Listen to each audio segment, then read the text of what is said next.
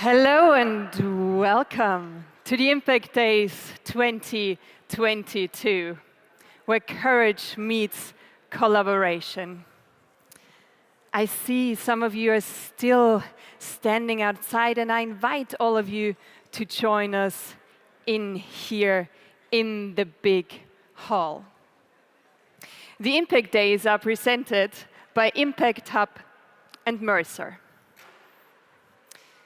And when you look at the motto of this year's Impact Days, I think there's no further explanation why we need both courage and collaboration.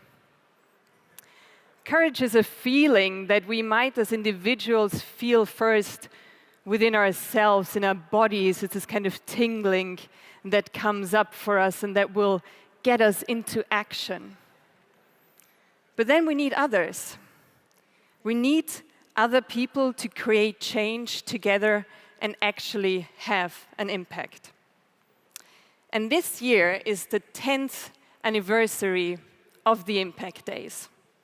So for 10 years, we have already gathered investors, entrepreneurs, policymakers, philanthropists, and many more from the investment community so that together we can explore ways how we can move society towards a more impactful economy. Today, once more, we want to challenge the fundamentals of the current economic and financial models. We want to explore new initiatives, look at bold visions, and really see how we can advance this interest in impact investment, and with this, actually change society. We are using the United Nations Sustainable Development Goals as a guiding principles that would help us through those 2 days. Along 4 of them, we will have a look how the financial sector can contribute in the fight against climate change, how it can help us to get closer towards a clean society, a clean energy society, and how it can help us in becoming a more peaceful and more just society. And for this, we need all of us to step into our most courageous selves and to reach out to each other, how we can collaborate and together shape a more sustainable and inclusive economy. Dear audience, my name is Katrina Moser. It is my great pleasure to welcome you here in this beautiful hall of the Hofburg Palace in Vienna. A very special thanks goes out to all the partners that are enabling this event today. So let me just name them: the European Venture Philanthropy Association, Erste Social Finance and Erste Bank, Austrian Research Promotion Agency, Austria Wirtschaftsservice, the Vienna Business Agency, the Austrian Federal Economic Chamber, Tonique, Vienna Up 22, and the Hybrid Stage. Thank you very much to our partners. Maybe we give them a round of applause.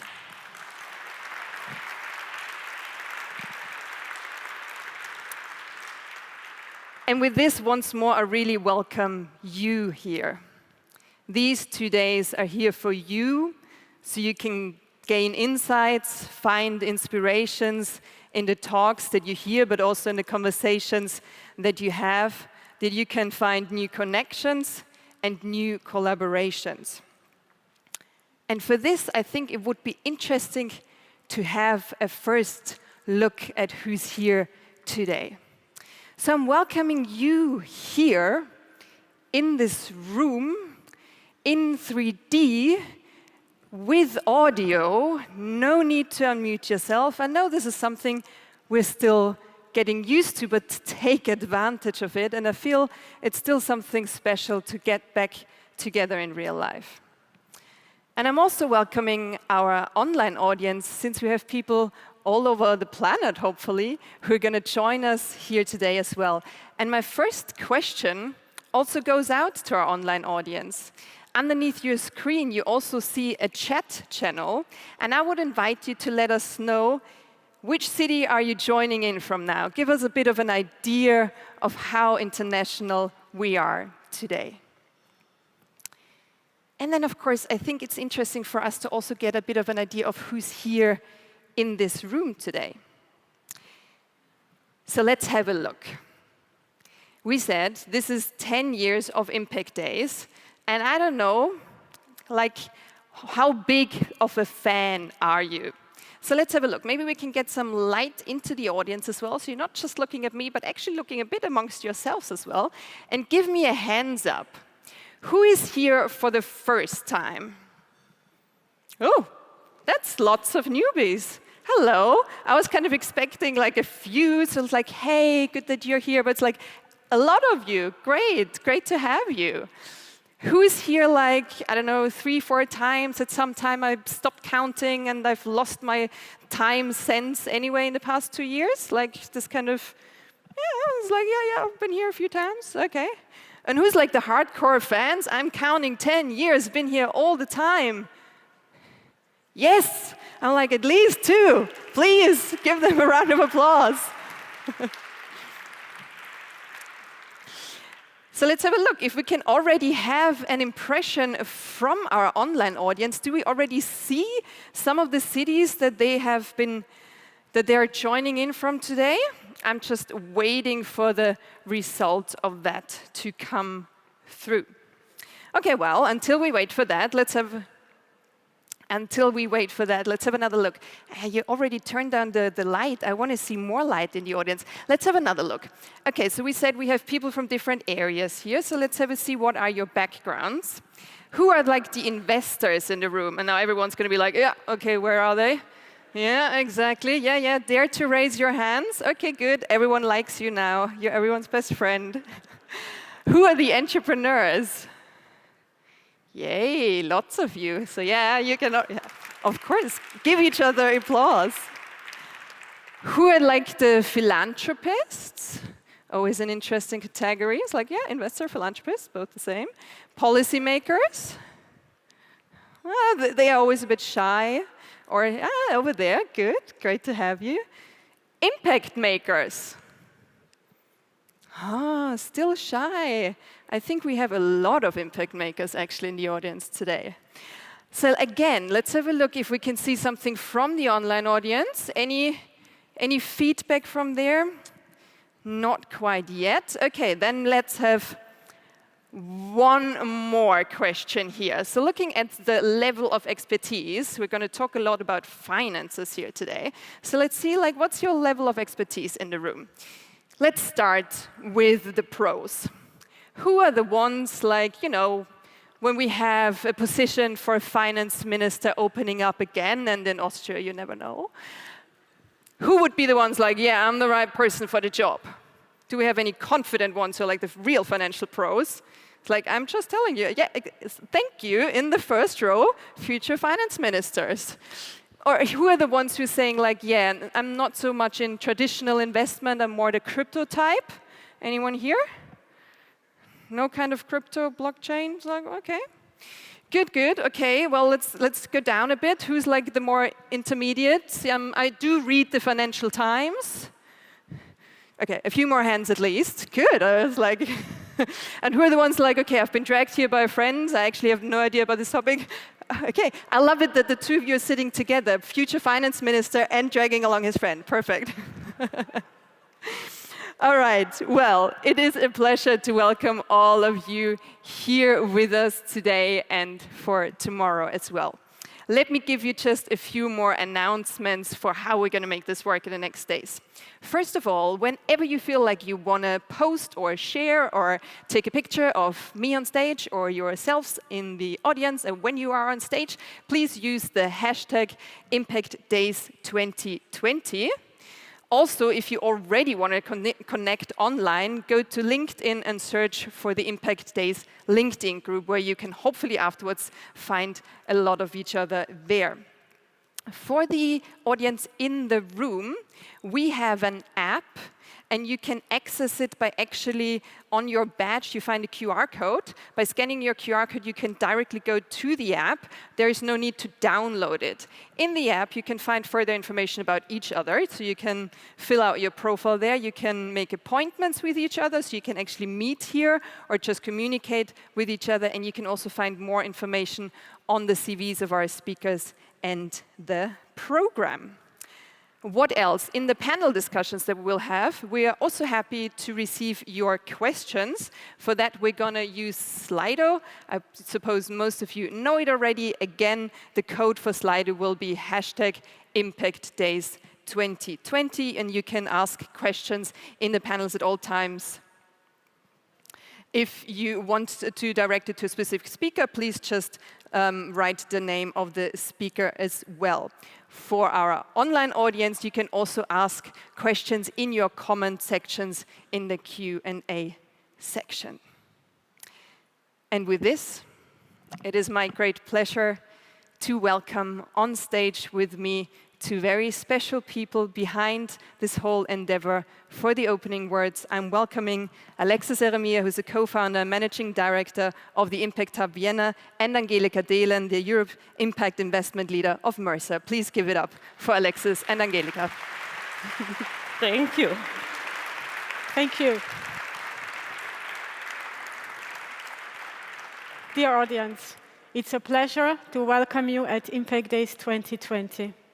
I'm excited to see investors, some already impact investors, entrepreneurs, and policymakers in the room and joining us online.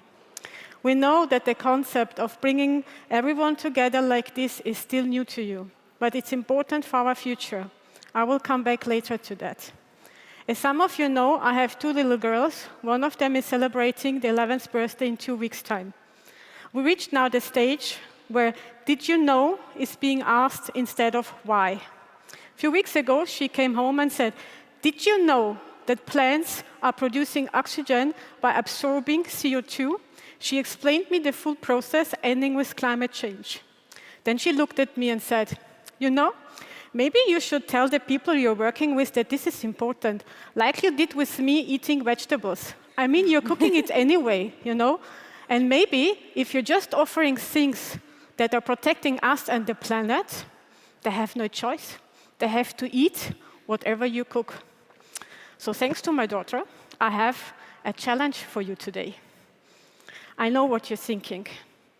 Don't we already have enough challenges these days? Climate crisis, climate change, energy crisis.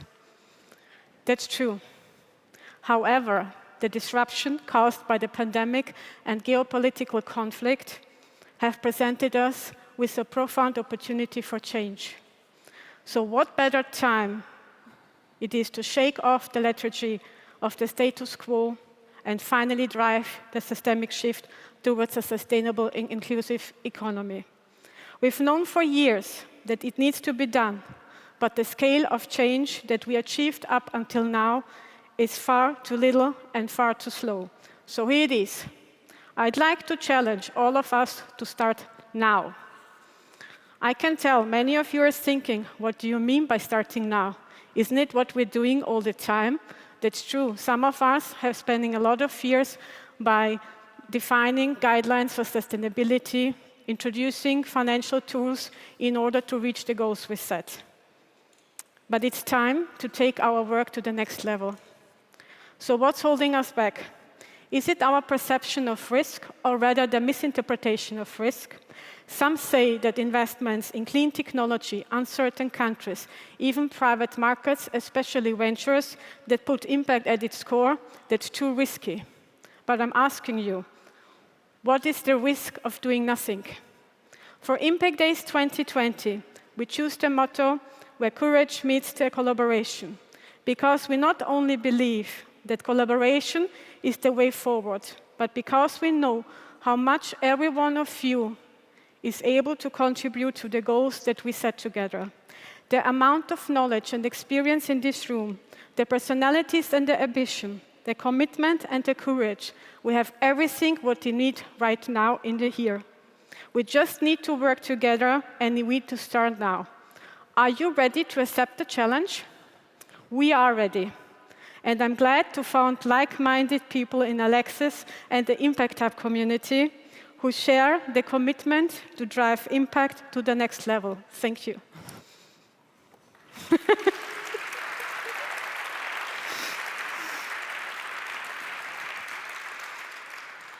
Thank you, Angelica. We were born committed.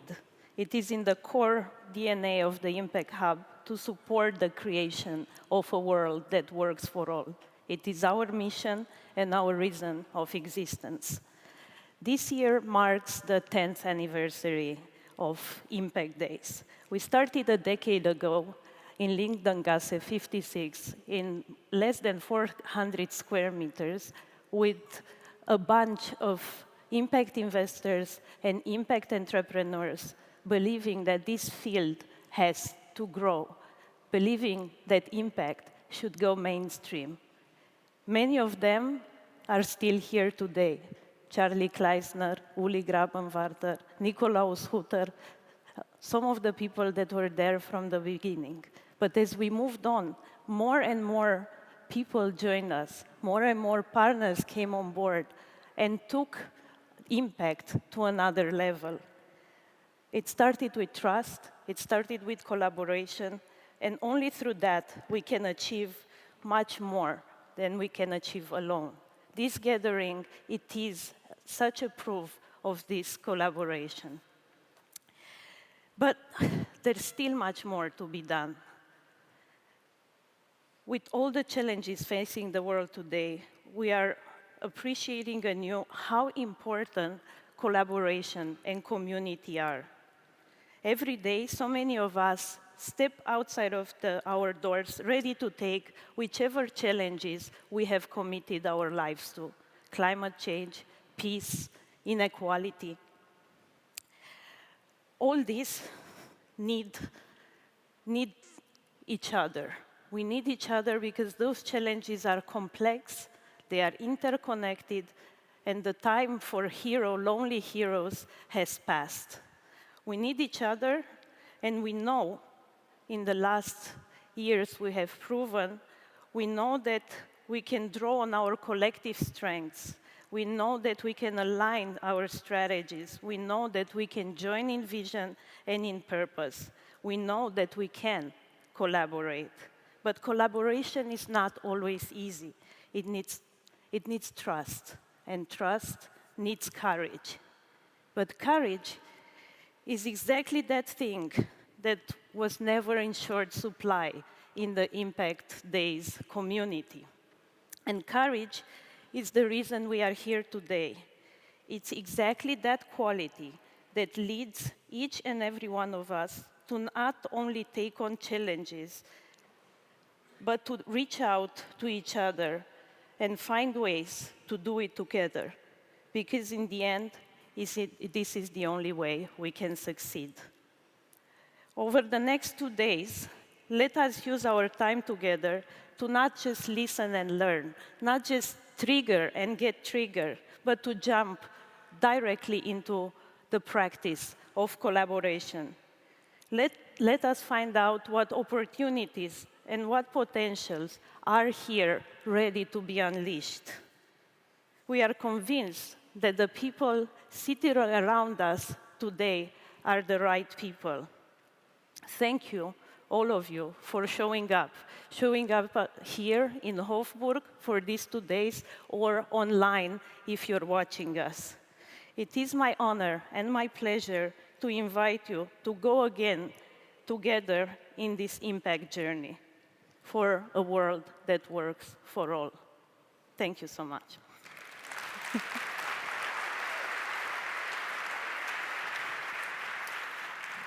Thank you so much, Alexis and Angelica. And as Alexis just said, let's just jump straight in.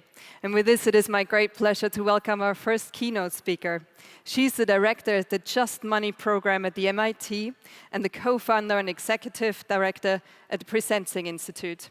Her focus topics are leadership, transformational change, mission-based banking, and participatory action research. It is my great pleasure to introduce to you Dr. Katrin Käufer. Thank you. Thank you so much. Also, welcome from my end. It's wonderful to see you all here. Also, welcome to our digital visitors. And thanks to this amazing team pulling this together. My name is Katrin Käufer. I'm originally from Germany, but the last 25 years I've lived in the US. I did my PhD actually on values-based banking, and nobody was interested in that. So I changed the field and went into leadership, organizational learning at MIT, and then at one point I started to combine these two fields. And the next 15 minutes, I would like to share a few observations from my end and hope to spark our conversation with that, if that's okay with all of you. So I would like to start off with a quote, and this quote is from one of the people that really inspired me. Her name is Tamara Froman. She was the CEO of City Credit Union, the largest credit union in Canada, for about 15 years.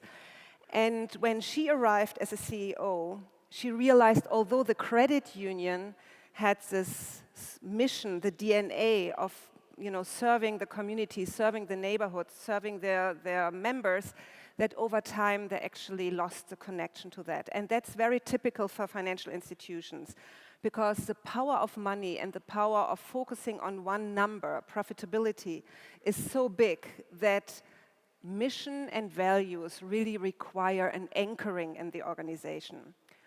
At one point I asked her, why are you doing this work? And she said, and I think this is a sentence that really unites all of us, the allocation of capital is one of the strongest determinants of our future. The allocation of capital is one of our strongest determinants of future. So what all of us are doing matters. And who gets a loan, who gets equity, writes the story of our collective future. And with that, I would like to jump to my first observation, which I call the end of the neutrality paradigm.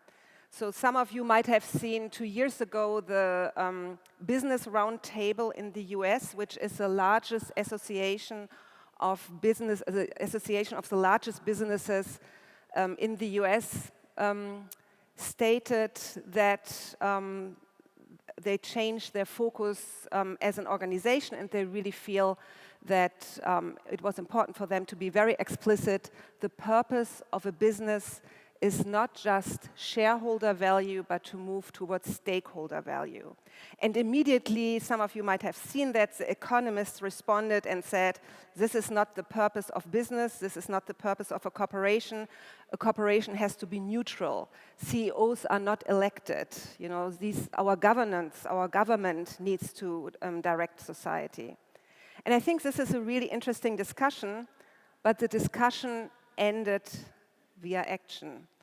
So today we see in Europe businesses pulling out of Russia. In the US, you see businesses taking a clear stand on voting rights. Globally, you see businesses taking a very clear stand on climate change.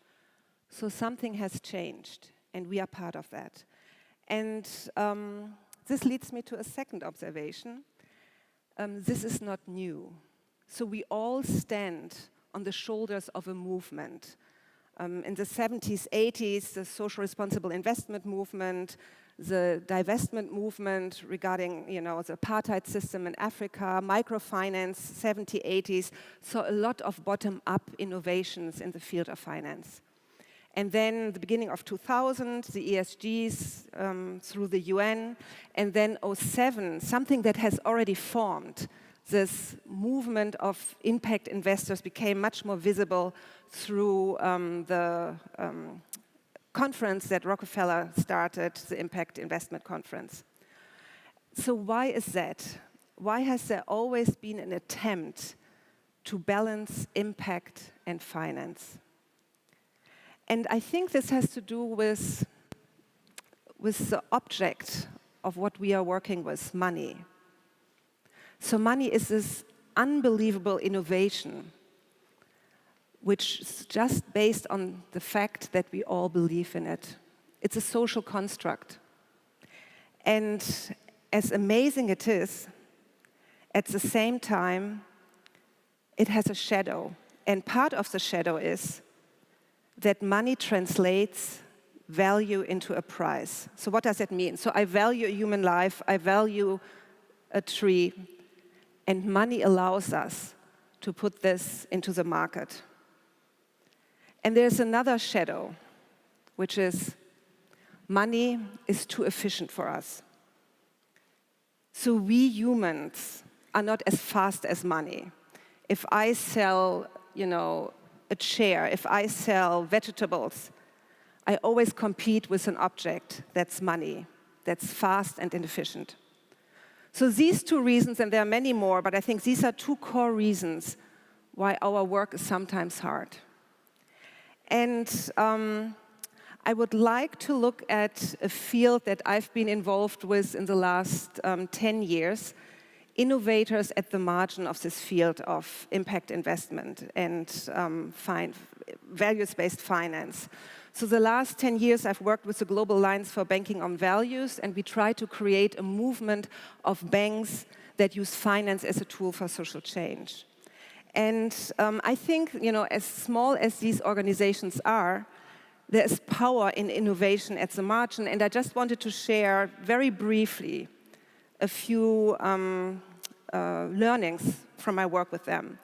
And the learnings that I would like to share today are around which strategy for creating impact are these innovators in the field are using. So the first innovation, I think, is not revolutionary, but important to notice. Are you, as a financial institution, use impact just in isolated projects at the margin of your organization, or is it core to your business model? This is an important question to ask because this completely changes your relationship with your client. It also changes how you innovate a product. Are you innovating out of the perspective of those that you feel need help? Are you innovating also out of the question, what does society need? Or are you just focusing on profit? So that's an important difference. And it also changes your relationship to your clients. So one example, most of you probably know Triodos Bank in Europe. They have an app where they publish all their business loans. And by doing so, you can just go to Madrid, you can go to Vienna, you can go to Amsterdam. You open the app and you see the network of organizations that are financed by this bank. You have 100% transparency, and at the same time, you create a network of people who want transformation.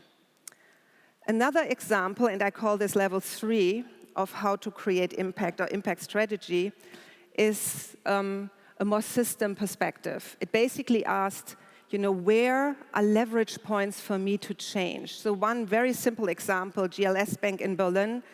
In Berlin, you have the River Spree, you have a lot of tourist boats on there, and they decided to finance the one business that offers solar boats in order to change or disrupt the market. So disruption of market.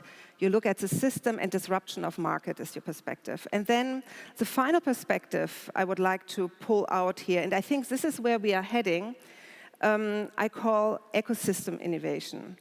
And here an example from Mongolia, Ulaanbaatar, the coldest capital in the world, 40 degrees Celsius minus. They have a large population living in these white girts that you see on the slide. And their issue is that these are low-income customers who can't afford upgrading the heating system. And what Bank did is to bring different stakeholders to the table and to create a solution that is only possible by all of them working together. And I see this as a new trend or as a development that I think will impact our future. I see this also in other banks, for example, flood prevention, financial products, where you bring municipalities, homeowners, and financial institutions together. So that's a fourth strategy that I would like to pull out. So what do we see in these innovations and changes? What we see is what's happening is a move towards a systems perspective. And a systems perspective means that I'm not just measuring my impact by comparing my CO2 emission between today and last year. System perspective is to benchmark what I'm doing against the social and ecological goals that I have. And coming back to the beginning, when I talked about, we are seeing the end of the neutrality paradigm. In a recent study in 2020 in G20 countries, which make up 60% of our population, 80% of our GDP, 3 out of 4 citizens said they want their government to transform their economy towards a socially fair and sustainable economy. So this is where we are today. There is a movement again.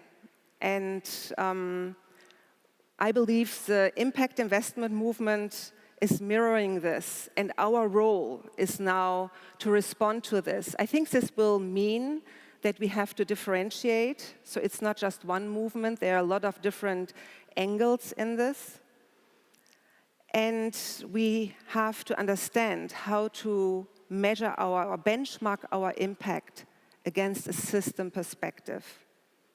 But this is not all. I think the core leverage point, and we saw this in the rate of Deutsche Bank yesterday in regard to their green impact investments. The biggest leverage is the intention that every banker, that every investor brings into the work that they are doing. We can develop all the impact variables in the world. They can all be manipulated. At the end of the day, it's about what intention and what perspective do I bring into my work. In that regard, I think this is an important time to be together, and I appreciate your attention. Thank you so much.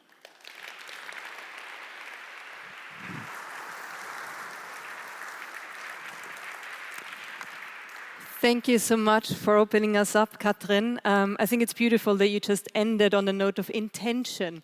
And I feel like specifically when we talk about impact, also a lot of us may sometimes feel like, is what we're doing enough? Like, am I setting enough steps? Am I doing enough? Do you also still have that feeling at some points, or do you feel like you're on the right path with your personal intention and your steps? I think what you are pointing at is the biggest challenge that we face as society, and it's reflected in this high number of depression and mental breakdowns that we see. How do I stay action confident in the face of these massive disruption that we are facing? And the image that I use is every seed starts small. So whether it's a tree or whether it's a tulip, the seed, but it has a potential. And to understand this potential, we can only ask ourselves, we are the benchmark for our action. And for me personally, I'm currently with the Presencing Institute working on something that we call the U School for Transformation, where we are trying to create spaces in society where we can collectively articulate a vision of our future. I think the biggest challenge we face is, with social media, there's such a negativity and such a, downward spiral collectively, all these divides. But when you look at the numbers, people think differently. So I feel our democracies will only survive if we create these spaces where we can collectively articulate the vision. Where do we want to go? And I think this space is an example. Thank you so much for sharing your vision, for definitely also bringing some seeds to this place. Thank you so much, Katrin Käufer.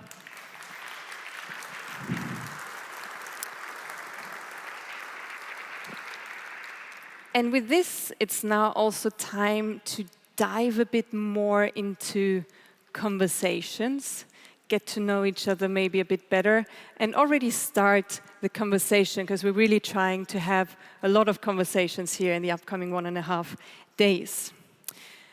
But also, we want to make sure that whatever you discuss here today and tomorrow will not just stay here, will not just be in the conversations in this room, but it should maybe go beyond today. Maybe your ideas should go beyond tomorrow, maybe even beyond our current generation. And in order to enable this more long-term perspective, we have something very special for you, and I would invite Uli to bring it on stage for me. Please give it up for Uli. Thank you so much. So looking at this, do we have any ideas what this could be? Oh, someone knows it already. I've already heard people who asked before, it could be a battery, or it could be for a table. You know, if you have one of these wobbly tables, you could use this. No, we are right. It is a time capsule. So that means your collective ideas that we will gather here today and tomorrow, we will bring them all together at the end of the session tomorrow. We will put them in this precious time capsule, bury it somewhere, and then hope that in about 100 years, the future generations will take it out of the soil and will find our messages in there. So with this, we're saying goodbye to the time capsule just now. Thank you so much, Uli.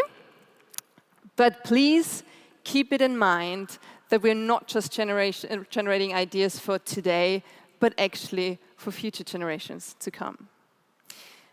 And we would like to start this fruitful exchange right now. You have already heard some input from Katrin, and you are obviously not sitting in the usual cinema, kind of everyone just facing the stage, but you're also slightly facing each other already in your little cubicles here.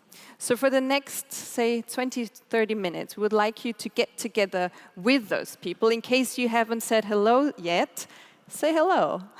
In case you're sitting somewhere by yourself, make sure that you're joining another little group of like 4 to 5 people.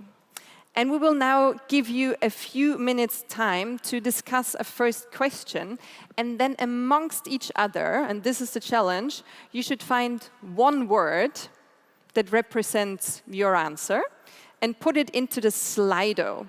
So again, the Slido code is #ImpactDays2020. You can access Slido either via your app, or you just go directly to slido.com.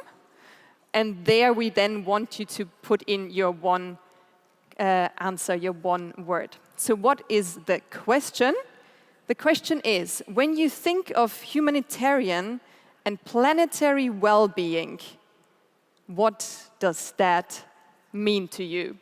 Just to start it off with a small question.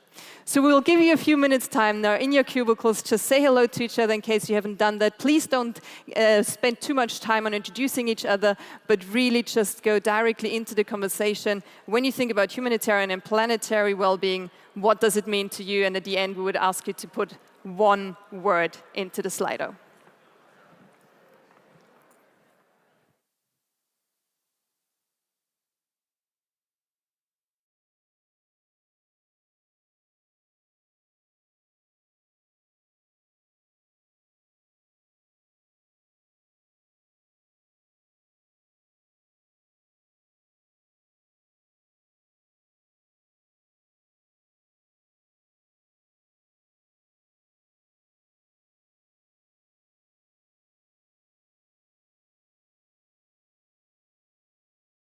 Our online audience, please feel free to just take a paper and a pen and scribble a bit about this topic for yourself. And please feel free to also share your one-word answer with us in the Slido.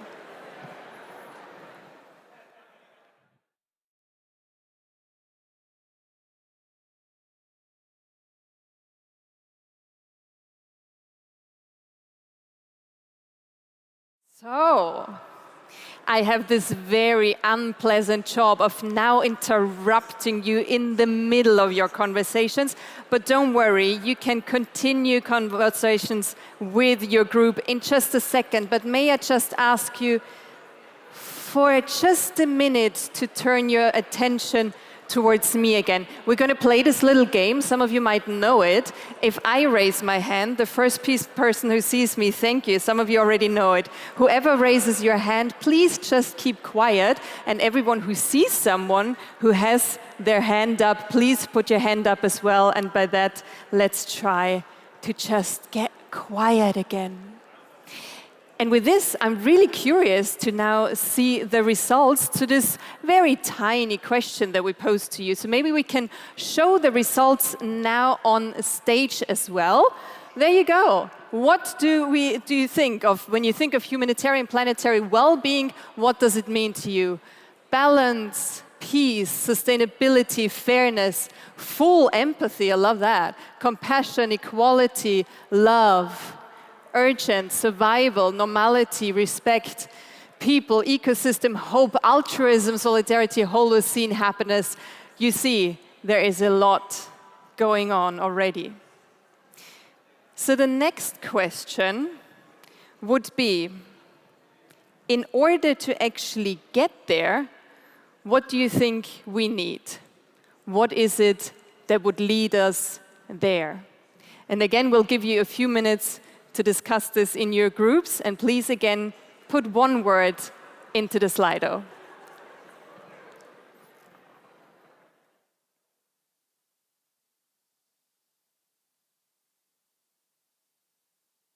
All right. And with this, once more, I unfortunately have to interrupt your conversations. I'm really happy to see that you all seem to have very lively ones. But I also find it very interesting that you have already put your words. So let's have another look at the words. It was quite interesting that someone put Elon Musk and then corrected it to not Elon Musk. So what else do we have? We have a few partner marketing people here who are obviously giving in their input as well. But we also see a lot of the things that we will really need to get there. Resilience, courage, empathy, passion, awareness, and of course, courage and collaboration. So thank you so much for this first exchange. And as I said at the beginning, some of the ideas, some of the thoughts, some of the things that you would like to pass on also to people who are not in the room here today, we will put them in a time capsule tomorrow. So just in case, for whatever inexplicable reason you won't be able to be here with us in person tomorrow, please make sure to be there at least online at 12:50 when we will create our messages for future generations. And with this, I would like to start our first section guided by the SDGs. It's SDG 13, climate action, net zero, and financing the climate transition. We're at a crucial moment in time when it comes to climate action. And it's not only because the urgency couldn't be higher, but also because of what we have experienced in the past 2 years. And let's hope that we are actually rather at the end of this global happening. By now, countries are rebuilding their economies, and that is a profound opportunity for a systemic shift, and by that, for a more sustainable economy. And the financial sector can play a key role in a lot of these areas when it comes to shaping the climate transition, like decarbonization, transition planning, sustainable and energy, a greener job market, the financial market will play into everything. So let's start off this section with our keynote speaker. He's partner and global head of infrastructure at Mercer. He's been with Mercer since 2003, and he's there responsible for overseeing the sourcing, the due diligence, and the monitoring of infrastructure opportunities. He's also a member of the Infrastructure Investment Committee, and he's going to talk about financing the climate transition, what's stopping you to invest. Ladies and gentlemen, please welcome with me Aymeric Oubi.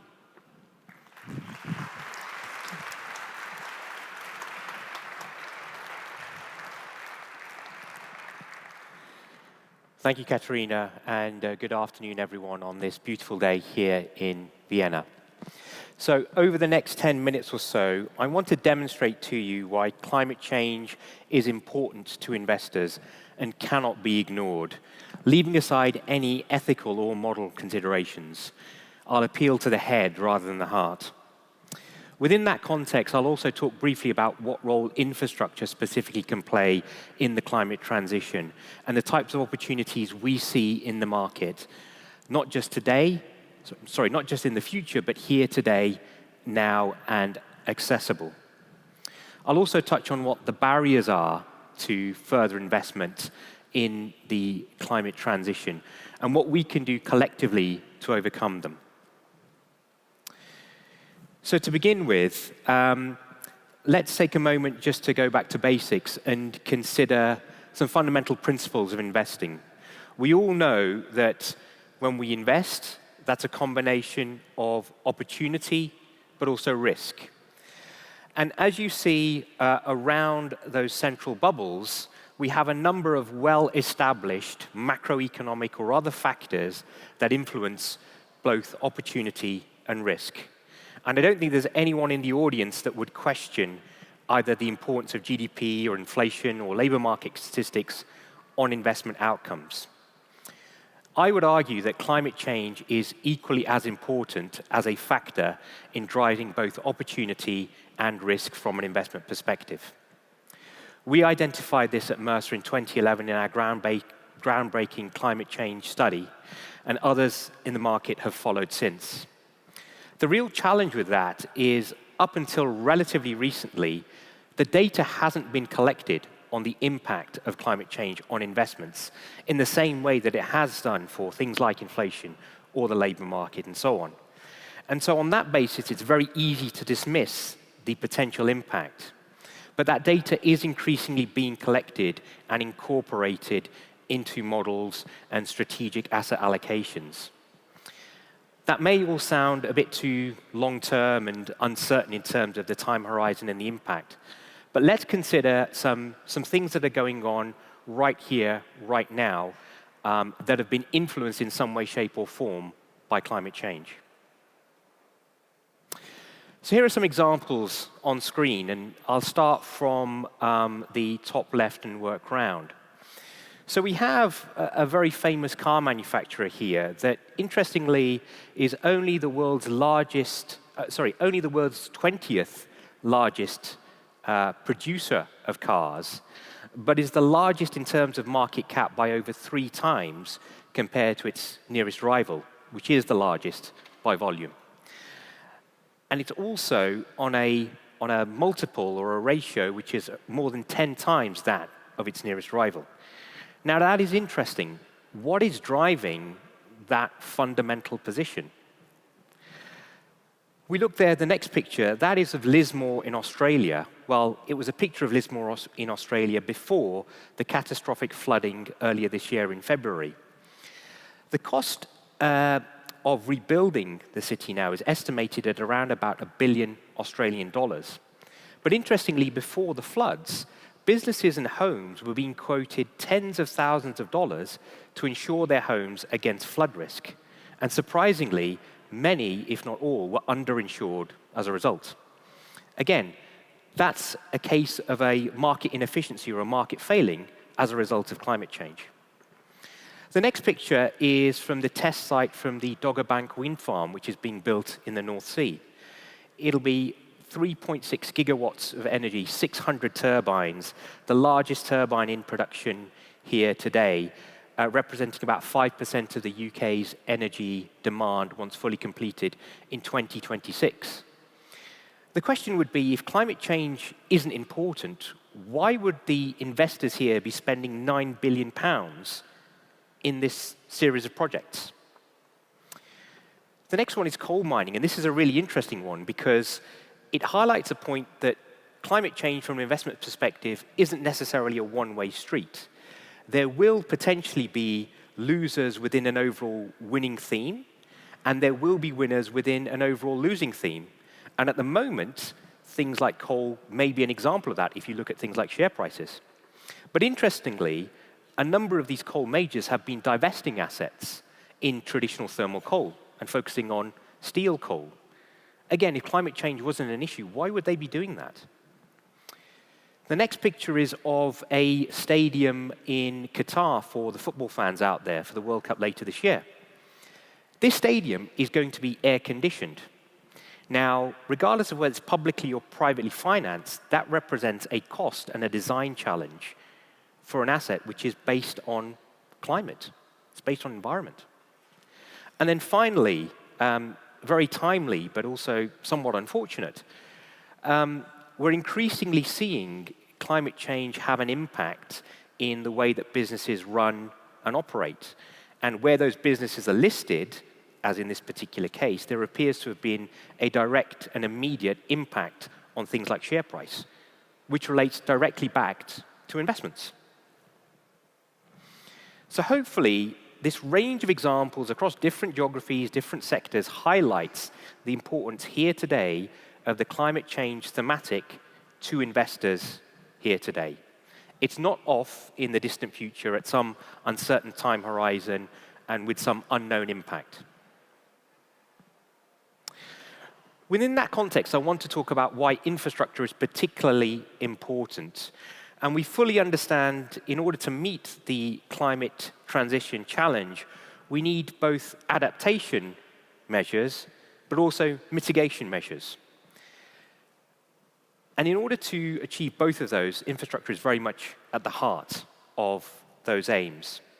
And again, there are some examples here of the types of opportunities that we have seen in the market here today for investors, both in the adaptation space, but also in the mitigation space. So just to pick out a few, things like EV charging networks. The popularity of EVs is becoming ever more apparent, but one of the limiting factors to further adoption is the associated networks so that people can charge at home or on their journeys, the so-called range anxiety. That is something we're seeing in the market as an investable opportunity. Similarly, energy from waste or recycling, the circular economy. Again, that is something that has attracted a lot of institutional capital relatively recently because it's a way of playing into the climate change thematic, but also, frankly, of making money. As we move more to an electrified world, we will need to find a way of bringing on renewable energy in a more consistent way, hence the need for battery storage and other forms of energy storage. Similarly, as temperatures may vary across different geographies over time, increased use of heating and cooling, so district heating networks, are again increasingly becoming popular. The list goes on, but what I would highlight again is that these are opportunities here and now, and if you were to look at things like a renewable energy portfolio, a climate change transition portfolio, or even a generalist unlisted infrastructure portfolio, you would see examples of these assets here and now. And indeed, for some of the investors in the room, you may already have exposure to these types of assets within your portfolios. So that's all relatively positive, but clearly there is a mismatch between the demand for capital and the supply for capital. What are some of the issues that are holding that process up? And I've highlighted some of these on the slide here for consideration. So the two that I've touched on earlier from an academic investment modeling perspective are time horizon and impact. When exactly is climate change going to affect my portfolio, either positively or negatively? And if it is going to affect my portfolio, and for some people that is a big if, what is the quantum? What is the scale of the impact going to be? Are we talking a few basis points? Are we talking tens of percentage points? That can be a reason not to progress, not to understand, not to do something. But I would argue, as I've shown with the examples on the previous slides, that we're already seeing evidence, both positive and negative, of the impact of this thematic on our portfolios. There are other more subtle challenges, but nonetheless equally as important, related to people and human interaction. One of them, as I alluded to earlier, is this issue of greenwashing, which is increasingly becoming an issue within the market. There is a risk of becoming jaded by the number of offerings out there, a risk of confusion, and a fear as well of potentially making the wrong decision. Similarly, there is, unfortunately, a disconnect between the political life cycle, which may be 4 or 5 years, and the climate transition life cycle, which is going to be decades, if not longer. We don't really have the systems and the structures in place to provide clarity, consistency, and transparency on things like policy making and regulation that are conducive to investment. And I would suggest that these are important areas that need to be addressed, but they can be addressed. And they can be addressed through knowledge and knowledge sharing. But that requires the input and the contribution of all key stakeholders, not just investors, but advisors like me, and also politicians and regulators, to establish that framework that I've talked about, which makes the flow of capital from its source to where it's needed with respect to climate change as possible and as efficient as possible.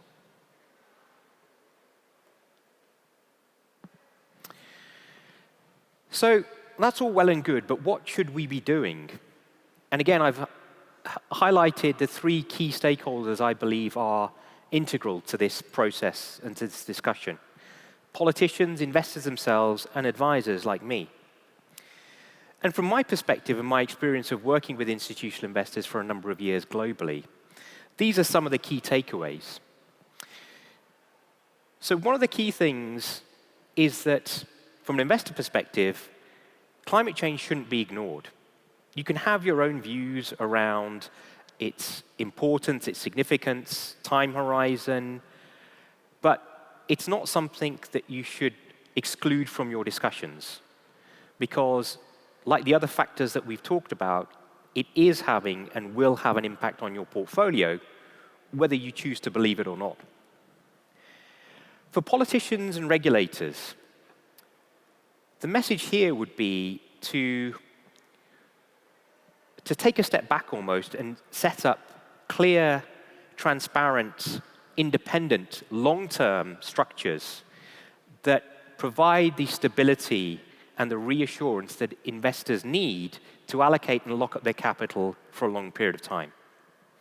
Now, that is a challenge because there can be a misalignment of interest, there can be other motives at play, but ultimately that is what is needed, and that is something that a number of investors themselves also request, but sadly find lacking. And it'd be very easy for me to stand on stage and tell everyone else to do things, but there is also a role for advisors as well. And our role is to act as conduits of knowledge and information, but to do that in a clear, honest, and unbiased way, without any vested interest. So there's potentially a lot of despair around the energy transition or the climate change transition. So I wanted to leave you with a bit of hope. And what better way to do that than a quote from one of Austria's finest exports and a leading voice on climate change. So where there is despair, I would say that there is also hope. And collectively and collaboratively, I think we can work together to come to the solution that we're all ultimately seeking to achieve. Thank you for your time and enjoy the rest of the day.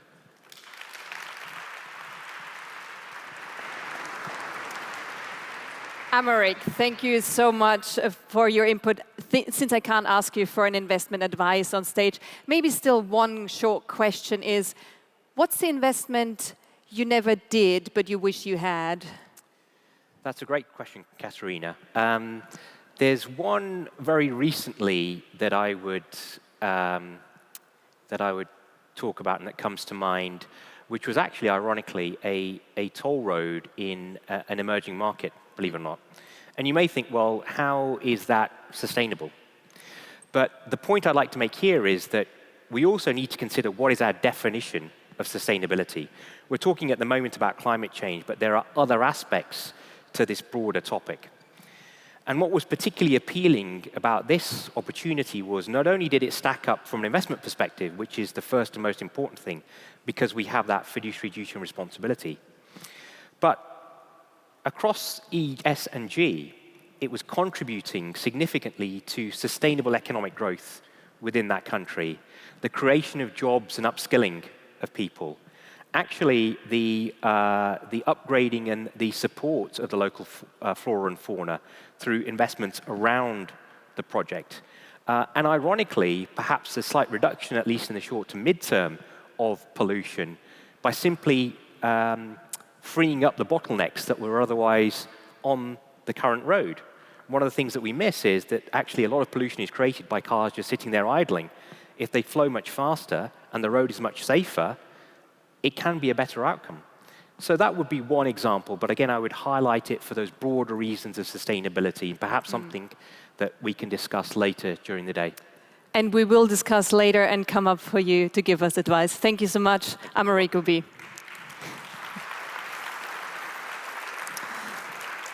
And with this, let's dive into a bit more of best practice as well. Let's dive into our first panel, and please make sure also if you have questions, give them into a Slido. We're now going to talk about net zero financing the climate transition. And let me just briefly introduce our moderator and the speakers to you. Our moderator in this panel is Ryan Grant Little. He's an entrepreneur in residence at the Climate Lab. He's also a founder turned consultant in the fields of social innovation, impact investing, and tech for good. And on his LinkedIn profile, it says he's a prolific builder and an occasional burner of bridges. Ryan Little. Got your fan club here already. You have, as your speakers, Kirsten Dunlop. She's the CEO of ERT Climate Kick, which is a knowledge and innovation community working to accelerate the transition to a zero-carbon, climate-resilient society, supported by the European Institute of Innovation and Technology. Kirsten Dunlop.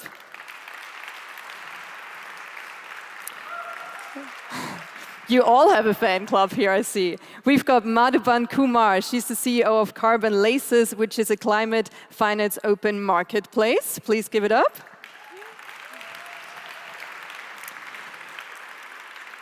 Günther Schindel, he's the CIO of VBV Pensionskasse AG. For all the non-German speakers, it's an Austrian pension fund. Please give it up.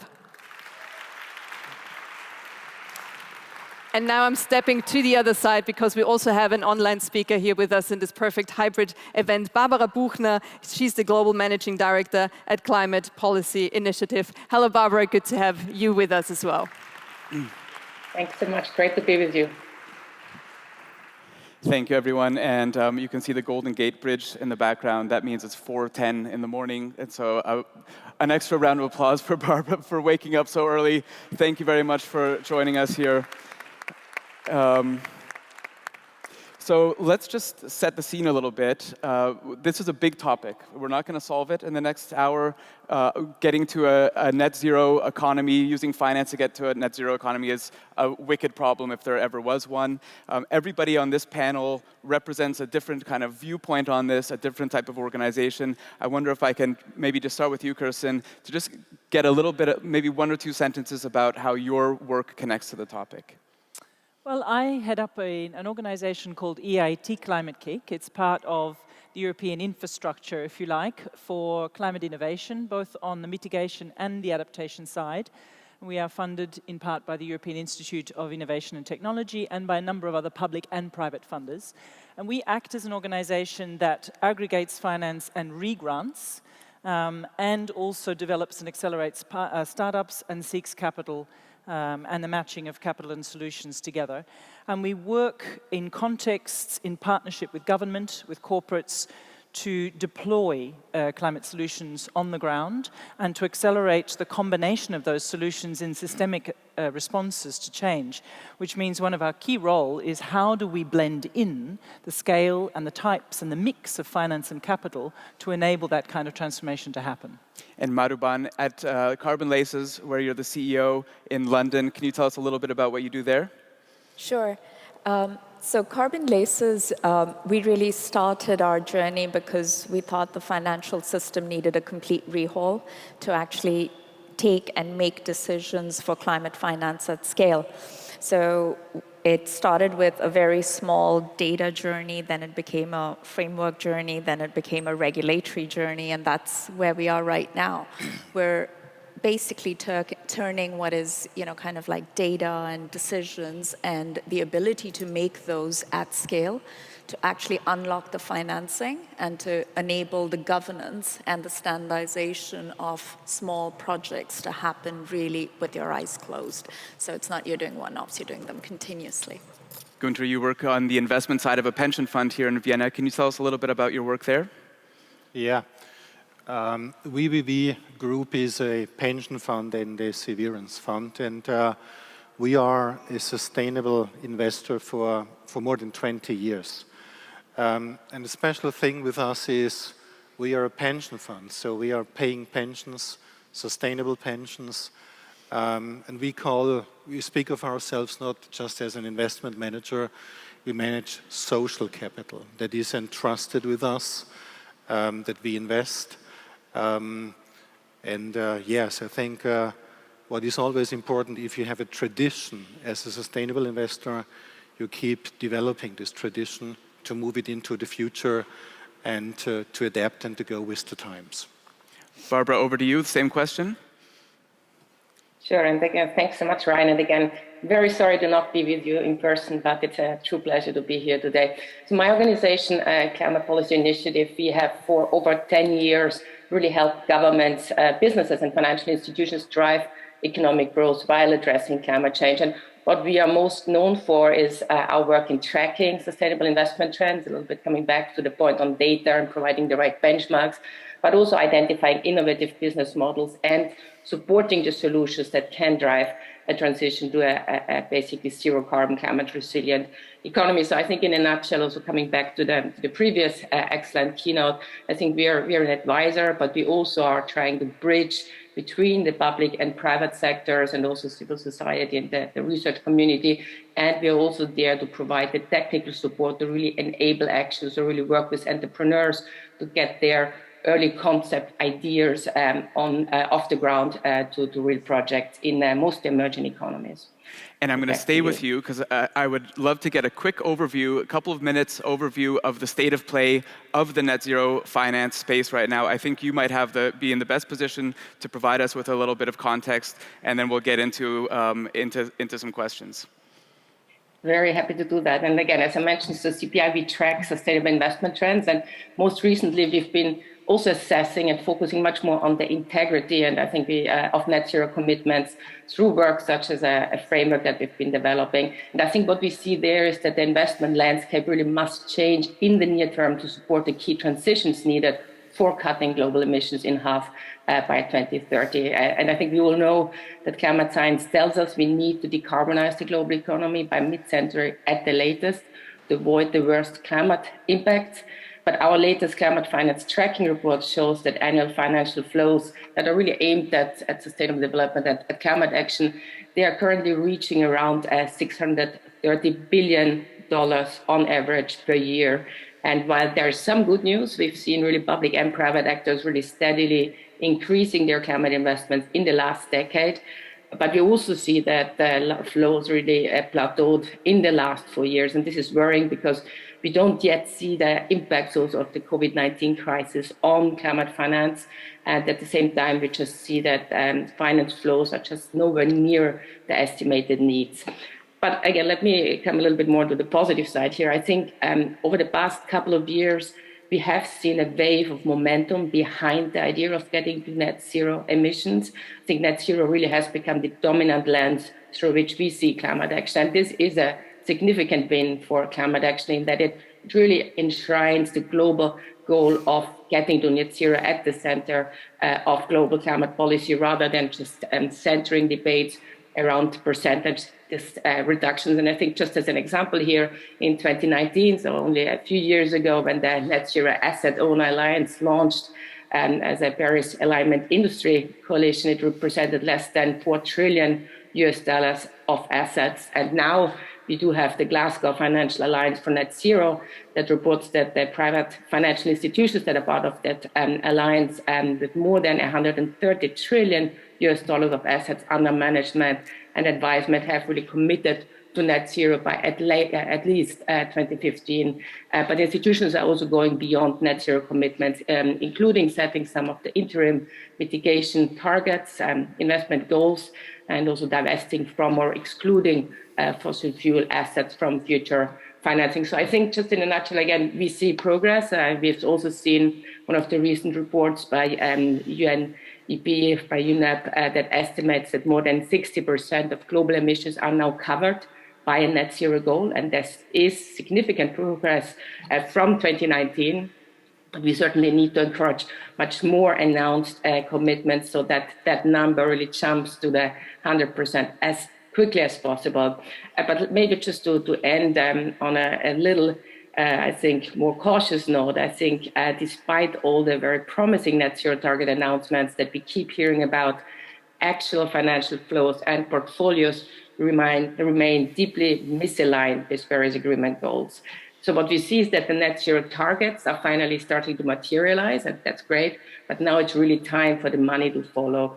And I think coming back also to some other points, both from the keynote and from this panel already here, I think with this huge growth in net zero pledges comes also the hard task of assessing their quality.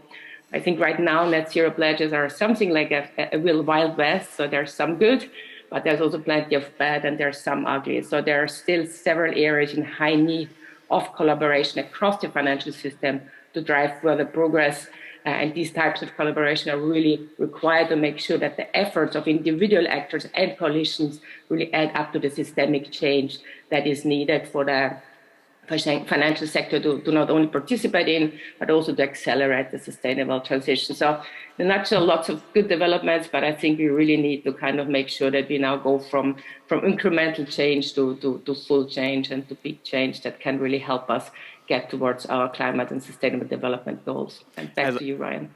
I'd like to pick up on the idea of incremental change versus systemic change, and maybe we'll come to you, Kirsten, about that in a moment. I just want to go back to our kind of setup question here, which has some kind of optimism infused in it about, as we move to rebuilding their economies after the pandemic, what can we do to get to a more sustainable, greener, more inclusive job market? And how will finance play a role in this transition? But at the same time, if I look at what Dr. Birol, the executive director of the International Energy Agency, said very recently, that global CO2 emissions reached an all-time high in 2021. And at the same time, investment in clean energy technologies has remained far below the levels that are needed to bring emissions down to net zero by mid-century. Gunther, do you want to maybe from your perspective, working at the top levels of investment, what's causing some of the lag in funding some of these technologies? What's the appetite at groups like pension funds to finance this change? Well, I'm not quite sure how to give an answer to this, but as a pension fund, and I think pension funds globally have been at the forefront of sustainable investments, and together with some municipalities all around the world, in the US and other places, they have been the pace setters because of conviction, I believe. At the other end, I think everybody, as a human being, really sees all the extreme weather cases that we have all around the world. We have a wood fire in Austria in February. Yeah, California is burning all the time. So the point is, the awareness is absolutely here. What has come to work together over the last years was the original conviction, a new regulation, and I speak briefly here about regulation.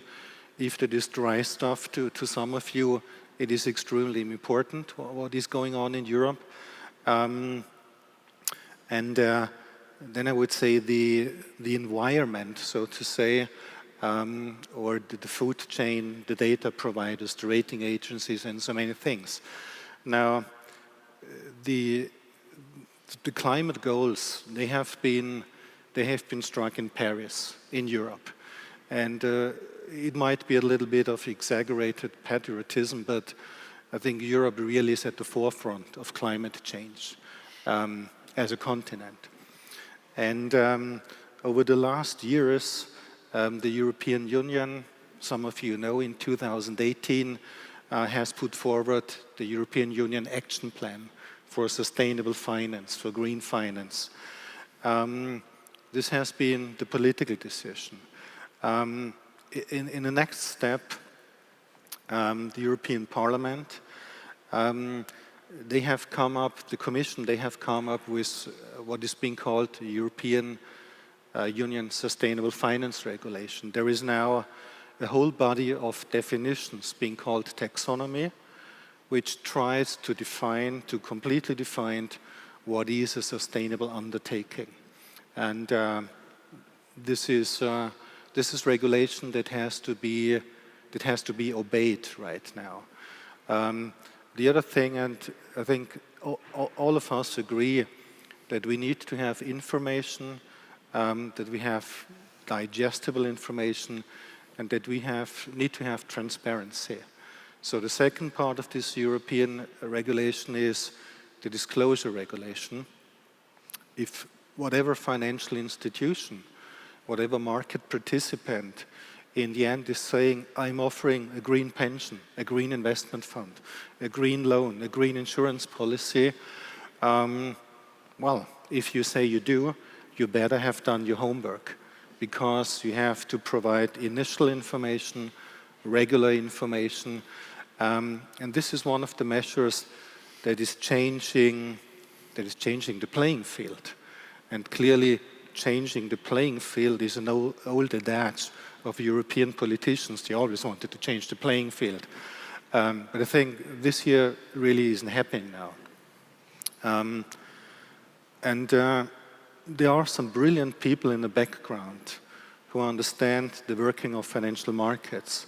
And to understand, you need to have some changes in benchmark indices, because a lot of investors are using benchmark indices. So you have to force the index providers to provide climate change indices. So this is a very important element. And we have, for our equity portfolio, which is not large in international comparison, but nevertheless is about 3 billion euro. We have a benchmark that is a Paris-aligned benchmark, that is a low-carbon benchmark, that has the aim of decreasing the carbon emissions of the companies in the portfolio by 10% every single year. So this is what we are doing, what other investors are doing on a large scale. Gunther, you mentioned information, and I think information is key here as well. Madhuban, you work a lot with climate information. I know that you've expressed before that there are organizations like traditional utilities that are sitting on information, governments that are sitting on information that could be put to more immediate use. What's the state of play with climate data with these types of organizations? Should I give you the short answer? Give us a medium answer. I'll start with unchanged. Okay. The way I see this, predominantly is that from a data perspective, because there's a couple of things that are kind of flowing through that impact these decisions, and therefore, nobody can move fast enough and quick enough. But more importantly, on the data side, utilities on one hand feel that what they're sitting on is data as the oil, but they're actually sitting on sand. And stuff has to be done to it in order for value to be extracted, but they think that that's their last kind of way of functioning, given that some of them have negative operating margins and make no money. And so that's one big kind of issue. But the other issue that increasingly comes in is the use of modeled data, particularly across the board, from buildings to anything that you'd be looking at for transport or anything. So the challenge that you have is our environment is real. Why are we using modeled data to look at everything? And when you try and compare the two together, we did in the UK a really big analysis looking at probably the biggest, I was told, I didn't realize, looking at smart meters and EPCs, their correlation was off by 95%. Wow. So what you're basically saying is comparing night and day, may as well, and therefore from there starts the lack of accountability. From there, that starts the inertia. After all, banks are regulated, pension funds are regulated. You make a loan. What if the guy, simple one, says, yeah, I'm taking the solar panel and going off on holiday? How do you verify that? How do you validate that? Those are just very simple questions, but when you're a financial institution, that becomes really big. So those are just some of the things, and then I can get into the next stage, that with the EU taxonomy, it just doesn't go far enough. Having worked with it, what you have are just complete disconnects from actually looking at it and then looking at the loan itself. So banks have something called NACE codes. Try and marry the two together. And then when you start looking at things like securitizing at the back of it, that doesn't even come through. So for a financial provider, everyone says it's about impact. For them, it's about leaving money on the table. Climate finance is their way of making money, and they don't know how to, and they're leaving money on the table because of all of this. And so better, more timely data will help with transparency, it will keep people honest, it will also help de-risk financial decisions to some extent, and we need to get this correct. Yeah. there. Kirsten, I see you taking lots of notes here. I think you've probably got, I could ask you a number of different questions, and I think you've got a lot to talk about right now. I'll start with, so Gunther mentioned that Europe is maybe the leading geography in the world in climate finance and taking steps forward to decarbonize the economy. You work with arguably the key organization in Europe working on this from a policy and an action perspective. What are your thoughts? Are we getting there? Are we doing the right thing? What are the opportunities? What are we doing right? What are we doing wrong? Well, let me pick up on Gunther's observation. I think is really important. The European Green Deal, Horizon Europe, the Action Plan, the Taxonomy, is a suite of policy initiatives backed by funding, at least at a seed scale compared to the need, which most importantly provides an extremely strong directional signal to markets and to the world, to citizens, to member states, to Austria, to Germany, and to regions. This needs to happen, this is where we're going, and we need to do it quickly. Climate Kick, for example, is leading, actually at the moment, the boldest climate transformation program in the world, which is decarbonization of 112 European cities by 2030. That's 7.5 years. That's basically literally impossible in the ways in which we are thinking about innovation transformation, investment, finance, and so on. And nonetheless, there is a commitment to do it and a commitment to do what it takes to reach that. The missions on climate adaptation, on oceans, soils, waters, are all sending strong signals saying this is happening. And I think from the perspective of large-scale financial markets, that's absolutely essential, because the one thing it addresses is uncertainty or volatility about what we need to do. The trouble is, if you just take the 112 cities that are in the city mission, which is launching now, the funding gap just for Scope 1 and 2 emissions is about 100 billion. And that is not immediately available or obvious, nor is it obvious where that's going to come from. But most importantly, it's not obvious how is it going to come in time, and how is it going to come in a way that is actually effective. And I'd say the few things that, if you're looking at this problem from the perspective of an innovation practitioner and marketplace and aggregator and a platform on the ground, the gaps in data, the misfits, what Barbara was describing as a fundamental misalignment in terms of the so-called pipeline problem. There's lots of money starting to wake up and realize that it needs to invest. Yes, not nearly enough. The fact that we still talk about sustainable finance means we've still not woken up to the fact that this is an existential crisis. Every cent, every euro, every ruble we own needs to be spent on staying alive, not a category of sustainable finance. But the mismatch with pipeline is the argument that there are not enough investable solutions to meet the flow of funds, even with the limited amounts that are coming through. That's not a problem of mismatch between demand and supply. That's a problem of mismatch in model. Because finance of all types, philanthropic, investment, large-scale institutional, is looking for things to invest in, projects that are bankable, that show returns, and that fit the current market structures. And we do not have time to run our transformation by 2030, which is where we need to get to, on the existing structures of markets, looking for return at current market rates and with current market principles. So we've got a real mismatch in the entire model.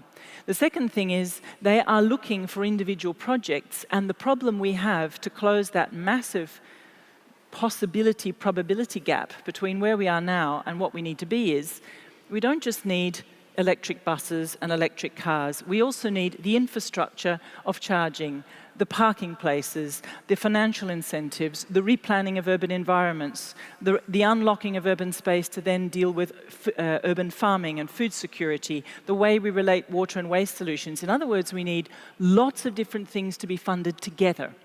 And that model of how to fund systemic change simply doesn't exist. We have a lot of people talking about it. We have a lot of people pleading for it. We have a lot of people trying to work on it. But we actually don't have any financial structuring that effectively funds not portfolios that are de-risking of multiple spreads, but place-based, real economy portfolios where money meets the ground, where you have actual sensors yielding actual data, telling you something different from what the models tell you. Gunter wants to get in there, and then I want to go to Barbara, who I saw nodding as you kept talking about pipeline. Yes, just one thing I wanted to add. The money, there is public money, there's private money. And I believe that the private money, that is the pension fund, the investors' money, they're doing a very good job, actually. What is the issue is the public money. What are the state finances doing? What is about, I call it an industrial policy. Industriepolitik, a very strange word. This is what is missing. Yeah? On the data set, things are coming together because there is a tremendous development over the last 18 months that is really breathtaking. But the trouble is with the public finance, with the politics, with the programs. This is where I see the real issue. Quickly on that, and then we'll go to Barbara. Madhuban? I'll just add to that. I think, I would just say two things. One is it's not so much about the public, the challenge that we have, because public financing, if we leave it to governments, we will be here in 10 years and, they would not move. I think the incentive and the movement really has to come from the private sector. And there are two things right now, right? Like, so the funding gap for climate change, the 600 billion that's going in, but you need about 5 billion every year. So now you backtrack, 95, 96% goes in terms of greenhouse gas reductions. So only 3-4% is going in terms of adaptation. Adaptation needs to increase to 80%. That's the issue. Now you sit and work backwards to figuring out how you're going to change the valuation of something that is like a seawall. How do you change food systems? How do you change, disaster planning? All of that. And that's where some of these really big discussions need to happen, not just at a government level, but it's bringing government and private, people together, but it's also individuals sitting there and saying, what can they do, collectively? So. Barbara, can you talk a little bit about, we'll do two P words right now, so pipeline, and then I want to talk with everyone about the role of policy and what needs to change with policy to enable this. Yeah, I'm actually starting with the first one because just like from the conversation here, which is really good and really stimulating. So I think just coming back to, obviously private sector, we need private capital to come here to close the gap. That's no doubt about that one. But in order to unlock private capital, I do think this role of policies and of the public sector more broadly, as we also just heard from Representative of the Pension Fund, is key. I think government policies lead the way, but I think we also really need to make sure finally that we draw the lessons from many decades of how we use public funding, how we use development finance more effectively, and use it really more wisely to unlock capital from the private sector. And I think in this context, coming back to Kirsten's point, I think there is a real need to embrace innovation and risk and really thinking differently about the risk appetite, particularly of the public financial institutions, focusing it on the sectors, on the geographies where climate action is hardest to address, but also coming up with new kind of business models. And I think that the work that Climate is doing in this context is extremely important. We do a lot in this context as well. We are running an incubator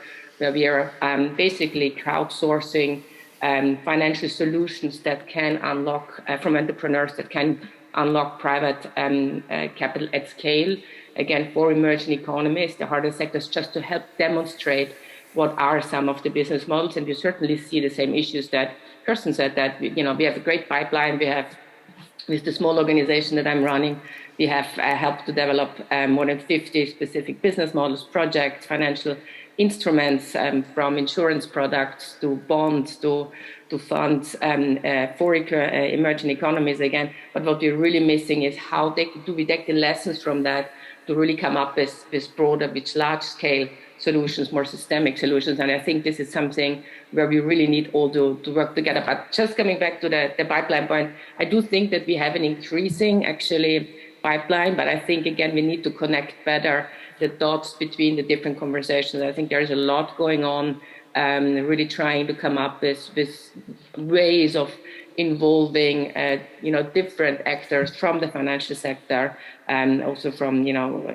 insurance companies, from obviously pension funds have been leading the way in many instances, but also like bringing them to the harder geographies and the harder sectors. So I think there's a lot going on, but I think there is still some kind of a mismatch as well in how we connect some of the more innovative efforts that are going on preparing a pipeline with then really where the capital sits, and how we then kind of use policies to really kind of create the enabling environment and create also the domestic capital markets, particularly in emerging economies, that then can help thrive and increase the investments into these areas. But let me just stop here. But again, for me, just the point of embracing innovation risk is really important by using those public and development finance more effectively. Kirsten, I see you nodding along with this. Do you want to take it up from here? Yeah, well, maybe actually to build with your forward question around policy and the importance of an industrial strategy, because I would completely agree. Actually, there's a paper that's been recently published for the European Commission called Industry 5.0, which is about a complete recast of the industrial strategy and a redirection of Industry 4.0 towards principles of sustainable, circular, regenerative economy, of a human-centered focus, and of really thinking about well-being and social inclusion. And the principle, I think, there is about, we are talking as if the world stays stable.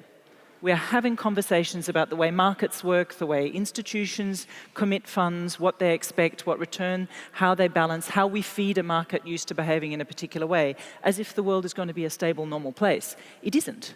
We are literally facing into a set of major instabilities and a set of almost concatenation effects that we haven't prepared for. And I think that's where it starts to come to, if we start to properly price the risk, really price the risk that we are in front of on all fronts, then all of a sudden the need for adaptation is 80% of any portfolio. The need or the comparison between innovation risk compared to what we're actually facing pales into in comparison. It's the best possible investment we could make because it gives us the best possible chance of generating alternatives and options while we still have enough social, political and economic stability to make choices. And I know I'm sounding like I'm dramatic, but I'm watching the outcomes on harvests across the world and thinking about what happens next year when we start to have serious food shortages. What happens as energy prices keep pushing the thresholds of tolerance of democratic systems? We are facing into something that is that order of change. And this is where my question around the underlying design principles of the financial system and the total disconnect between the financial system in the way it's designed and wired and the real economy of people's day-to-day income, this starts to get very, very tense. And we do need policy that dramatically changes the design principles, the decision principles, and the pricing of what we're really facing. And then all of a sudden, maybe we can get a planning context and a market context to begin to design together. Shall we turn it up a notch here and ask, is capitalism compatible with a net zero economy? Madhuban, just an easy one for you. See, I think the key thing to remember is financial institutions have been called financial institutions because they finance stuff. And the only thing that they want to do and they always want to focus on is show me the returns on investment. Now, a lot of impact investing, and many of you in the room might say, we don't do returns. Well, then let's talk about how you are going to show those returns. If it is not based on a transaction, it has to be based on value. So going back to talking about net zero and how financial institutions would look at it, it's three things. One, they have portfolios that are at risk. So one of them, very simply, you can look at 100 billion risk for one portfolio, but the value that is not being looked at is the 600 billion that is not being looked at in terms of the risk. Bring the two together, put that on the table. So that is how you start those conversations. The second thing is make carbon pricing mandatory. Not just on the 30, 40%, it's crawled up to 40, I see from 25, kicking and screaming. It should be 100%. Everything should have that transaction value. So those are just two or three and then of course, policy needs to back it. Those are the structural changes that need to happen. So in a very simple way, those are the three things I would say, but there is a lot more that, of course, Kristen, you would know, and Gunther, you would know as well. So let's hear from you, Gunther, about the role of policy. Well, for a financial institution, up to recently saying we commit to net zero by 2050, I don't know the real English word, that is just too easy. Because for the financial sector, that is 28 years from now. And the financial sector is one of the most innovative sectors in the world. So if you need a change, if you need an innovation, go to the financial markets, you get it very soon. And this has been recognized by many market participants, politicians, regulators, and policymakers. So in effect, what is going on now is saying, it's nice if you say that you're net zero by 2050, but you know what? I wish to know what you will do this year, next year. What are your goals for 2025 to 2030? To say that in plain language, you have to bring those highly ambitious games down to the street, and you have to do it now. Everything else is nice talk. There's a lot of nice talk. And I really disagree with the statement that there's no connection.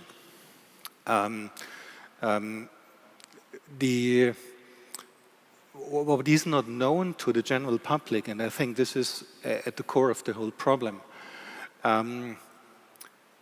the measures that we do not take now and next year, and that we have not taken in the last 2 or 5 years, they will have consequences really to be felt by 2050. I most likely will be dead by this time, but not my son. So what is missing is a transparent and graspable way of information to the normal people. 2050 is such a long time. I don't care because I have 20 years' time. What is not understood, if there are not really dramatic changes in the next 2, 3, 5 years, then there will be a change of path. And then the things that seemed to be achievable up to then most likely won't be achievable anymore. I think this is what you have been saying very strongly. Nobody tells the people on the street. I think here the real problem lies. And again, I'm sorry, I have to criticize politics, not telling the people what it's up. The scientists, the climate scientists, they know for 20, for 30 years. They have been saying this for as long as such a time. Now, some regulators, a big part of the financial industry, they have been hearing it, they have been understanding it, they are doing it. What is about carbon pricing? Yeah, I think it's the simplest and most effective measure politics can really change. Introduce carbon pricing, phase it in, but not a few cents here, a few cents there. Make it clearly visible. The changes are dramatic and the carbon price needs to be dramatic. And the rest is competition. It's if a company does not adapt to changes, it will die, it will go bankrupt, and other companies will come up. It has been always, and it always will be the same. So what is missing? Yeah. The second thing what is missing is tell them climate change is a big, big business opportunity. It's a big, big opportunity.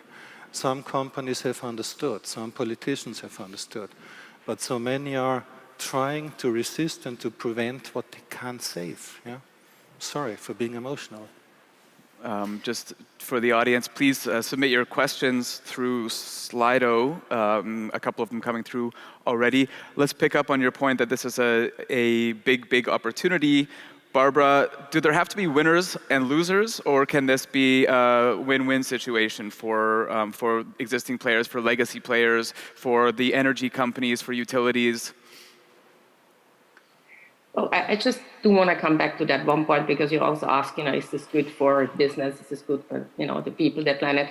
I do really think we need a change in the narrative as net zero, not as a challenge, not as a cost or a risk, but as a true opportunity. So I do see that is really true. And again, I think also because if there's a number of kind of studies that just show if we ramp up our sustainability efforts, we will not only diminish the harm and instability and obviously the catastrophic consequences, not economically for national security, but also in humanitarian and environmental terms.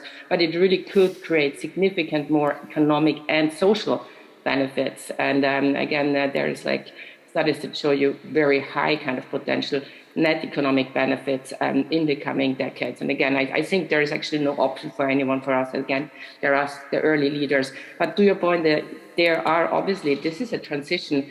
There will be some short-term losers, but there are ways to address that. I mean, there is this extremely important point now that we need to think about this sustainable net zero transition in just terms. So I said just transition. So we really need to put people first and really make sure that you address potential changes that need to happen. Again, if you want to have the systemic change in our economies, then we need to make real changes on how these economies are being run. So there will be changes, and we are at the moment working on a lot of potential ways of how you can think about early retirement of coal in some of the large coal-dependent countries. And obviously, in light of all the energy crisis that we are, and the humanitarian crisis that we're facing at the moment, this is even harder. So there are, there will be some hard decisions, but there's ways of really thinking about how can you come up with mechanisms that can also,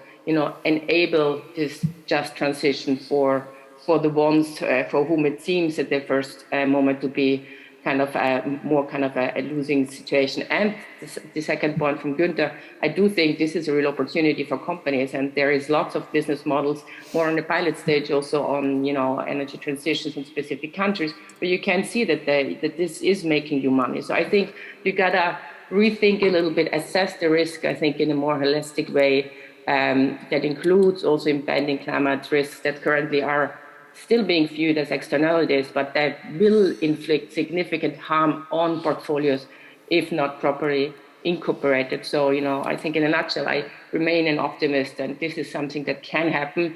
But maybe just one point, I know we're getting to the end of the hour, but I do think in addition to the also changing the narrative and increasing the knowledge and the awareness around that, which I think actually lots has happened, but still not enough. And agreeing also here with Günther, but I think we also need to help build capacity. I think we need to build capacity across all the financial institutions, across governments from local to federal ones, because I think this is something, once you have the capacity that really from people, that people skills that really understand that this is an opportunity and that changes need to happen, I think you will get there in an hopefully faster way than we see at the moment. Madhuban, you're an entrepreneur, very successful one.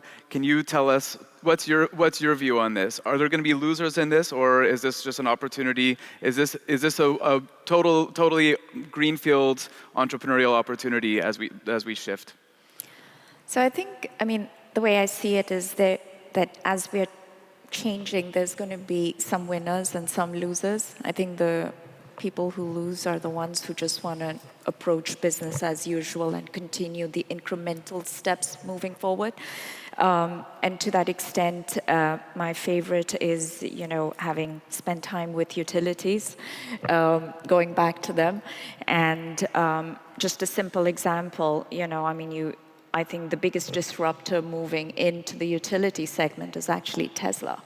And it's something that we spoke about as well. Tesla's market cap is 740-something billion. The top 10 utilities is at 849 billion. So that kind of starts to show you, and I might say, why is Tesla a disruptor for the utilities? Tesla is providing off-grid everything, from the power wall to the EV to, the solar panels to, and also putting it all together and starting to sell money back to the grid. You don't need one, monolith selling power to you, increasing prices, and leading to the current state that we are in today. So there will be those disruptors in the market, and you already are seeing that happen. And you can see the incremental holding on to data, moving on incrementally, and hoping it will just all blow over and Putin will become a good man. Sorry, I had to say that.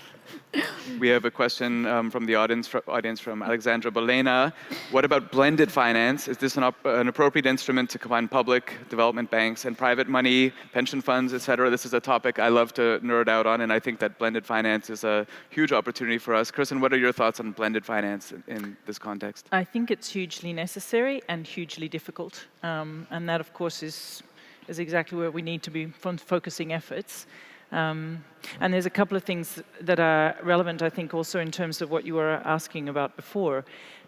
We are talking about well, where I would say the opportunity lies, particularly from the perspective of the business, the investment, the entrepreneurial opportunity, lies in shifting our focus to handprint rather than footprint. We are still very 99% focused on how do we keep living the way we've been living, but make that sustainable, as opposed to completely reconfigure what we think it is, what is aspirational, necessary, and almost taken for granted in our design for how 11 billion people manage to survive and live well on this one planet. Because that's our design challenge. It means we have to completely rethink, what do I aspire to buy any one year? And that's why your question around is capitalism is compatible? No, not in the way in which capitalism is configured as endless extractive productivity, consumption, growth, waste, reconfiguring our understanding of what we want, our understanding of what we need, and then the reason why blended finance starts to matter so much is that we are talking about commons. We're talking about access to water, to food, to air, to land on which we suddenly have 400 needs to produce fuel, to capture carbon, to feed ourselves, to make sure we don't lose the rest of the species on the planet. And we don't have enough land for all of those needs. So we have to start thinking in much, much more nuanced and systemic ways about public and private value, governance of the commons, economic, social value of the commons, which means changing design principles, investment principles, our definitions of value, and then you've suddenly got a scope for public-private finance and blending of finance to come together to structure and hold that combination of responsibilities and values in time and over time. But, as you rightly said, Gunther, it's very easy to say these things. It's incredibly difficult to design for it. But let's give an optimistic example here. I would not think that typically the green bond market is being seen as part of blended finance, but I'm not much of an expert in blended finance. Now, what has been created with the green bond market is a dedicated bond market to aim for good, for climate, for social purposes, whatever. And companies that issue such a green bond, they have to show, to prove by a third-party audit, that the money they raised really served this purpose. So this is working. And this is a multi-billion market that has come into existence over the last, let's say, five years or so. So there are good examples all around. There are. And actually, I mean, I think tomorrow there'll be a session on the Landscape Finance Lab with Paul Chatterton here in Vienna, which is an example of working in to try to structure how do we prepare very complex states of landscape conservation, preservation, and transformation that includes elements of social value, economic value, financial value, and provides the kind of platforming context where you can start to look at how would we blend these pieces together. The city mission in Europe is going to need tranches of catalytic capital, investment capital, public finance, investments, kind of sovereign wealth kind of dimensions of long-term patient equity. We are going to need to do that, and we need those kinds of policy and institutional frameworks to hold steady, to learn, experiment, design, build, and scale. Just getting back to policy, another question from the crowd. This is from Anonymous, which I assume just someone didn't put their name and not the hacker collective. But are the EU regulations for the financial sector in alignment with the plans for the Green Deal to motivate private money, and then in brackets, Basel solvency? That looks says no. Short answer, not sufficiently. Not sufficient, no. Not Certainly along, there's a big gap. And it's exactly the gap that we are talking about. You know, you were mentioning, we were talking before about almost the paradigmatic challenge between financial markets structured as something that we've literally almost delegated our authority and our control to. They're out there, they run themselves, and we have to work out how to make them work and fit to them and put signals into them to make them behave. We designed them. We can redesign them. So that question of how do you pull them back into the design hub and reconfigure them, and that, I think, is where we have a huge tension in European financial policy between the let the market do its work and we can't possibly have too much disruption too soon versus no, we need to start redesigning what we define as good, bad, ugly, acceptable, and so on. As was mentioned earlier today, we woke up to the news that in Frankfurt, 50 police officers showed up to a fully owned subsidiary of Deutsche Bank and raided them for greenwashing, which I didn't know that you could call the police on this. I think I might start doing that more. Very interesting to see that.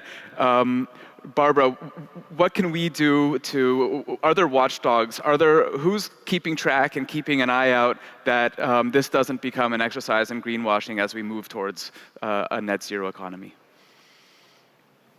Extremely important point. And just before I go to that, I do want to just very briefly also say that there are a lot of approaches, blended finance approaches that are currently being piloted. Again, that this lab that we run, actually, most of the instruments that go through the lab are applying some kind of blended finance approach. So I think there is a lot going on. I think, again, we just got to make sure that we get that to scale. But to your point, which is something that keeps me awake a lot, not always at this point of the night, but certainly something that I think is extremely important, this issue of integrity, of credibility, of viability, is an incredibly important one. It's a complicated one. But again, good news is people are realizing this, people are working on that. One of the initiatives that we are involved in is we are supporting a broad coalition of financial sector leaders across the public and private sector who are working to address this issue. And we've launched something which is called the Framework for Sustainable Finance Integrity, which is really based on rigorous and technical evaluation of existing initiatives, so all the different net zero coalitions and initiatives, but also critical actions that are identified by civil society. And the goal here is to really provide a universal set of sustainability guardrails across the financial system, also encouraging the ambition to deliver meaningful sustainability and net zero results, but contributing to a clear pathway. I think really having a clear pathway towards more coordinated action and also creating some clear and transparent metrics against which to track progress and to reinforce basically the multiplier effect these actions will have on the real economy. So I do think there is, this framework it's not a new standalone initiative. We don't want to have a new reporting requirement. There's a lot going on already for institutions in different geographies, obviously with the EU leading here, but I think it does lay the foundation for more coordinated action across the financial system by just defining this necessary action around a number of dimensions, which include, not only the targets and the objectives, but also how you implement these targets within your institution, how you operationalize them, and then how, what's the metrics and how transparent are you in terms of showing the progress there. And just to say who needs the watchdog, I think there is lots of initiatives. There is a new, also a high-level expert group that the UN Secretary General has put in place to look at these issues. There's lots of work going on within the G funds, the Glasgow Financial Sector Alliance, but there's obviously also lots of other organizations that come up with different types of data. But I think what we really need is just to bring them somehow together, to connect the different initiatives and create some, again, better kind of harmony across the different data types. And in this way, really highlight whether we are moving in the right direction. I don't think we're yet there. It's a lot of siloed efforts, which concerns me. I do think we need to just improve really coordination across these siloed efforts. But I think there is an understanding that that needs to happen. So hopefully by working together and really kind of trying to use some of the more the processes that the UN system has put in place, hopefully that can help us at least provide a platform for things like that to drive. But I don't think we have an answer yet on who the watchdog needs to be. I think it needs to be some neutral organization. I think we got to make sure that there is really good data and that we just leverage all the different tracking efforts from very many organizations in the space to provide the best, more holistic overview of where the various institutions and the financial sector as a whole is moving, because I think otherwise we're at the moment, I think we still have the wrong metrics, coming a little bit back to Kirsten's point before. But yeah, lots of work to do. Watch this space. I'm sure that there's a lot that will be launched in the run-up to COP27. Thank you, Barbara. And in the end, I'm getting the hook from stage right here. So our time is up. Thank you. You get the last word. Thank you to the audience for your great questions. I'm sorry I didn't get to all of them. Please join our panelists throughout the course of the day, and you can follow up with some further questions. Thank you to our panel. Thank you, Barbara, for getting up so early. Thank you. Thank you so much, Ryan, for asking uncomfortable questions and for all of you to your very alarming answer. Thank you very much. Thank you.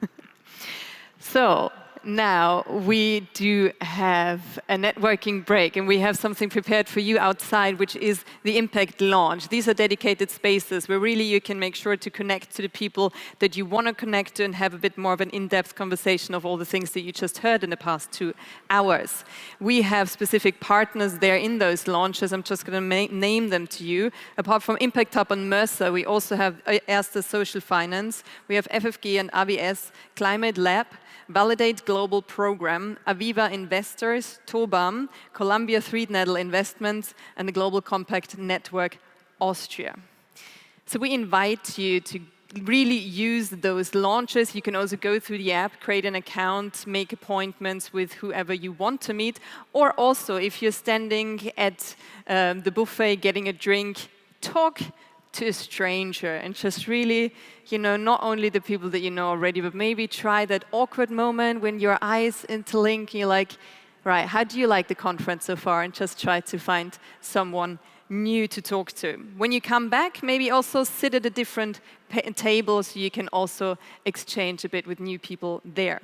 At 14:30, we're going to start with the breakout sessions. We have 4 breakout sessions. They're all going to be in this area of the Hofburg, so basically when you go outside to the left and then to the right. We've got 4 topics: the role of impact among all asset classes in Rittersaal and also for our online audiences, digital humanism, keeping people at the heart of digital transformation at Radetzky Saal 1 and also online for our audience, as well as financing opportunities for impact innovators in Künstlerzimmer and cross-corporate climate action in Radetzky Saal 3. Enjoy your break and see you back here at 15:30.